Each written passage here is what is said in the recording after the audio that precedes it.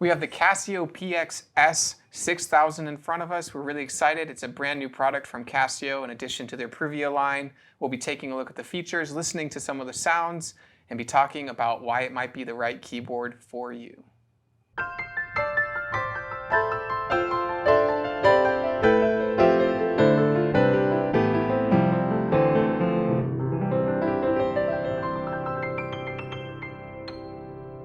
Hi, this is Ted with Alamo Music Center in beautiful downtown San Antonio, Texas. I'm Patrick Marr. You can find us online at alamomusic.com. If you haven't already, please subscribe to our YouTube channels, check out our other videos, sign up for notifications, like our videos, leave us comments. We appreciate your support. We love to interact with you. Love this keyboard. It's cool. It's like the little brother to the 7000. It just, they strip back a couple features, they make it more affordable, but they really pack it full of the exciting things. They took the icing and the cherry, right, or you still get the frosting and the cherry off the top. Yeah, you still get the cake though, which is nice. It's really wonderful. It's a neat keyboard, and there's so many things to like about it. First off, it defaults on this great.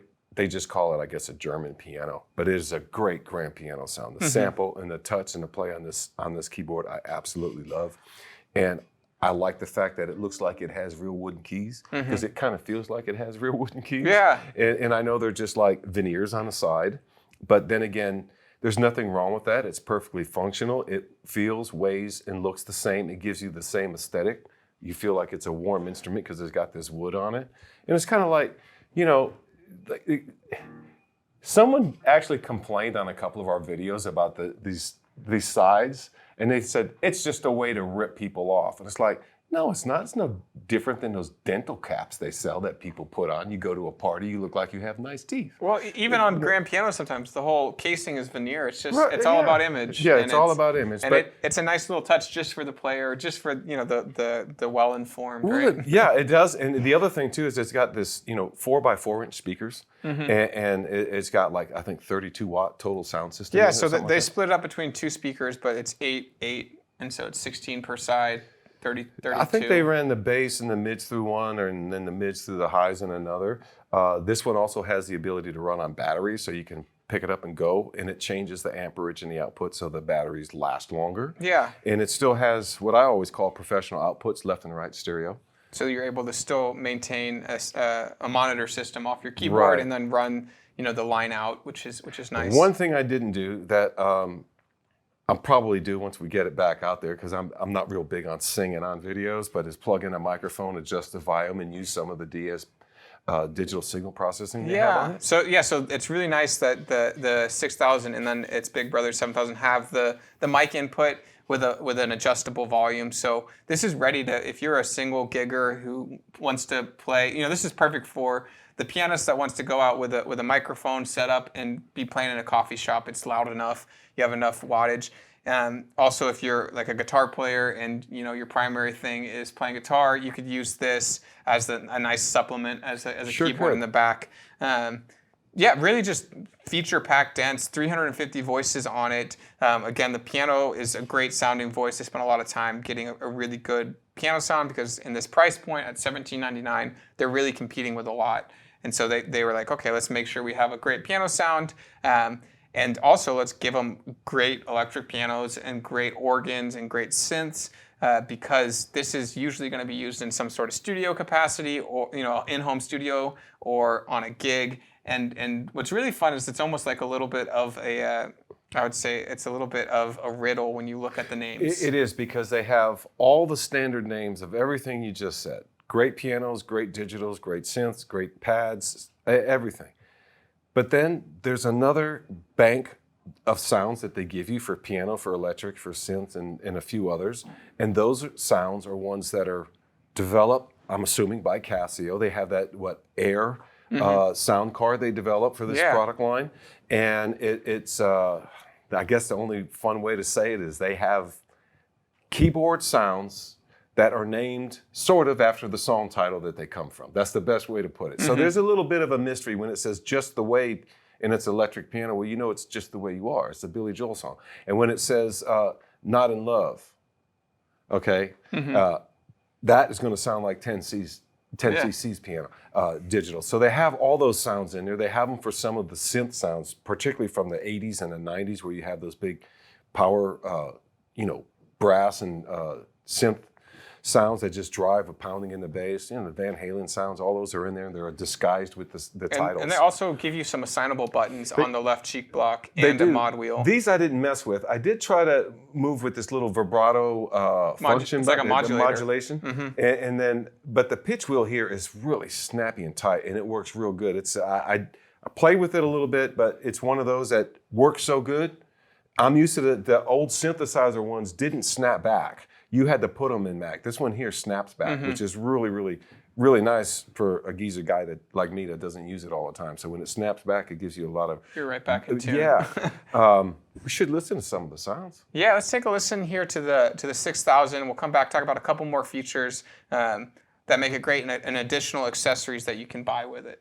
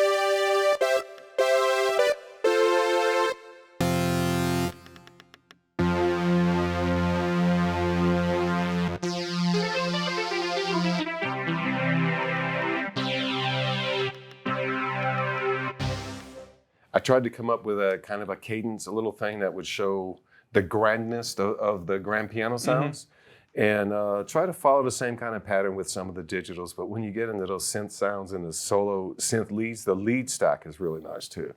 And everything they have in here is a little bit out of the ordinary in a really great, wonderful way. It's something that any musician's like, wow, look at all these sounds. And you have to go one by one. And they're really, the sounds are great, but when you play the keyboard and you're actually in control of that sound, then it's just, the response is wonderful. Well, and for years, you look at a digital keyboard and, whether it has 200 voices or 500 voices or 1,000 voices, there's a lot of skippable stuff in there. And it just seems like they didn't develop, they've had the same ones forever. It's like, let's update the pianos, a couple electric pianos. Let's update it real quick, but just keep all the extra crap that's in there that we've had for years. Me is every time I'm blowing through sounds and I hit those vibes, and it's like, oh, I finally got to the PBS channel in the afternoon because all those little kid shows have vibe music in it. It's like, and so it seems like they really thought out what they wanted to do with each voice, and they added character to the voices and done it in a way that people who appreciate music, which is usually people who are playing it, can really kind of make it their own and have a little bit of fun with the voicing and playing along the songs. That being said, there is an adapter that comes with each of the keyboards in this line, the PXS 5, 6, 7, they all come with an adapter that immediately turns it into a Bluetooth device. So you're able to connect your phone and control all the features, including including the effects, the voices, all that. The levels. You're able to control that through Bluetooth MIDI in their Casio app. But in addition to that, it also turns it into Bluetooth audio, which is, if you play something off of your Spotify or play something off of Apple Music or your library, it will be playing out of your speaker system here, and you can play along to it. So some of those cool voices that are similar to the song, you can go in and be like, hey, let's see how close it is. I got a bit excited, and I kind of jumped the gun here. I never explained how to set the sounds or to change tones on here because I just like, oh, it's great to play with. This has a virtual wheel in it that actually spins, and it makes a clicking sound as you rotate either through the functions, that there's a whole function screen, a long list of functions, or through the sounds. And when you go through it, the button also works as on-off like a touch selector, button, a selector from top to bottom. So if you want functions, it's one, and then you hit the other one, and it'll go to sounds. And I'm on the top now, so I can go into like the sounds. And so here's all the piano sounds. You can rotate through all of those. And then you can go to the electric piano sounds and rotate through all of those. And it works the same way with others. Now, when you go into others and it gives you a list, there's going to have like digital pianos. It'll have like electric. It'll have all these other things, general MIDI voice one. And then it'll have like bass, and it'll have all the other sounds listed in there. And so it's really nice and easy to use. It does take a little bit of, it's more delicate of a touch than you think. And I have a tendency to manhandle virtual controls, which is getting better just by using a phone. But you have to remember, I come from a day and age where everything had its own snap clicker, or some kind of knob, a twist or something. Something would break. And that's the one thing that Zach mentions a lot on his Audio Lab channel. Synthesizer guys, they want to see the knobs, the buttons. They don't want to pull up a screen and then make believe they're turning it. They really want to turn the knobs. And so, so great technology, great sounds, great feel of an instrument. There is an additional accessory you can buy, the sawhorse that is on the 7000, but it's not exactly the same because it doesn't come with the piano lyre. That is not an additional accessory that you can buy. But it is rock solid. But it is a rock solid stand. It makes it great, and you can upgrade to a 3-pedal system that sits on the ground. Some basic recording functionality on here, MIDI recording and audio recording to a USB. And so, kind of standard, especially in this price range, really a cool instrument and definitely worth playing against if you are looking in this price range for a quality instrument to either go play gigs with or to have in the home. This is something to not overlook at all. And the last and most important thing is, it's a complete blast. This whole product line is a lot of fun. But this unit, because it has so many neat, fun sounds in it, is just it brings back a lot of fun to digital keyboards. Incredible instrument. So the Casio PX-S6000. Make sure you're subscribed. We'll be comparing this one. We'll be comparing the 7000 one and the 5000 one to different products in from different manufacturers in these price ranges, because we think it's important to find the best one, especially if you're looking what's the one that's going to check all the boxes for you. This is Ted Barstow. I'm Patrick Marr. We're here at Alamo Music in San Antonio, Texas. You can find us online at alamomusic.com, and we look forward to seeing you next time.